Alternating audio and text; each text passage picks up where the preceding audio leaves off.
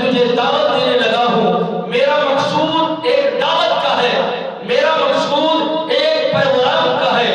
یہ دعوت نامے پر عنوان لکھے جاتے ہیں، مگر میرے نبی رحمت فخر موجودات صلی اللہ علیہ وبارک وسلم سرکار کی طرف جب پیغام بھیجا گیا ہوگا تو اس میں کوئی عنوان تو ہوگا، کوئی پیغام تو ہوگا، اس میں کوئی بات لکھی گئی تو ہوگی کہ اے محبوب آپ کو کیوں بلایا جا رہا ہے۔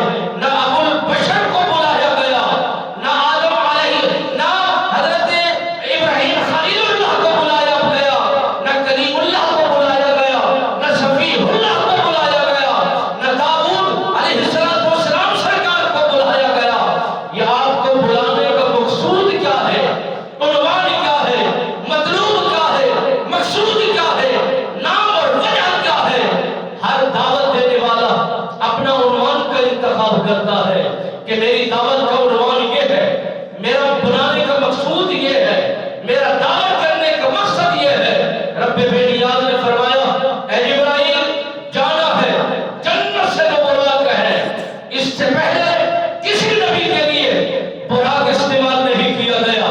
براق عبد سے ہے، جنت میں ہے، رہنا ہی کا یہاں ہے، ٹھہرنا بھی یہی ہے، کھانا پینے کا ہے یہاں ہے، اور پینا پینے کا یہی ہے۔ اور یا رب یہ براق کسی نبی کے لیے نہیں استعمال ہوا اور کسی کے لیے نہیں بھیجا گیا، تو پھر آج بھیجنا کیسا ہے؟